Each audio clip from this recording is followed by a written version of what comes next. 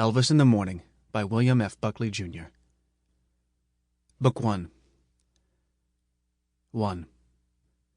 Wiesbaden, 1951 to 1954. After pleading for 3 weeks, Orson finally got permission. His mother would allow him to bicycle to his school in Wiesbaden. He had argued his point persuasively, and finally, irresistibly. True, he would average on his bicycle only 16 miles per hour. True, the bus traveled at a greater speed, but Orson presented his patient mother with stopwatched documentation filling 6 pages, including diagrams. The research extended over a trial period of 2 weeks and concluded that, on a bicycle, he would arrive at school at the same time as the bus.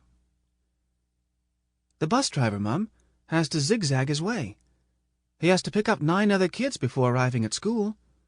On my bike, I could leave the house 12 minutes and 20 seconds after the bus."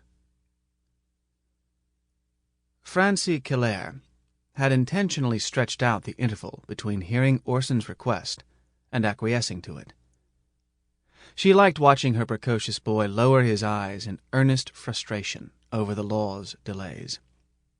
He wore his eyeglasses, with the trim tortoiseshell frame so tightly against his face they seemed more like frames around his eyes than eyeglasses.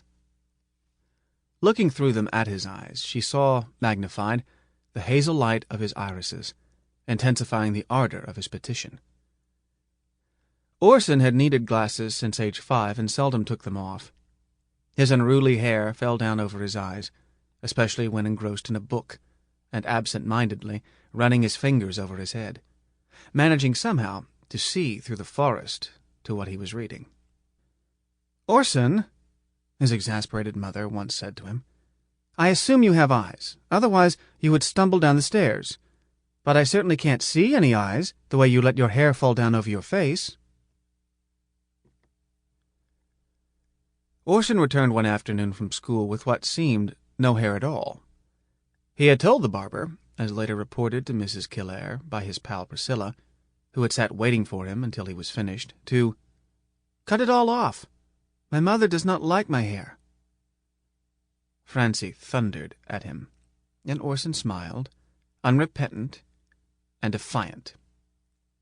She didn't criticize his hair again, after it had finally grown back, and when she mentioned the episode to Amos Hofritz, her boss at Camp Pershing, she did not conceal her amusement. Amos commented, "He's headstrong." Sample complete. Ready to continue?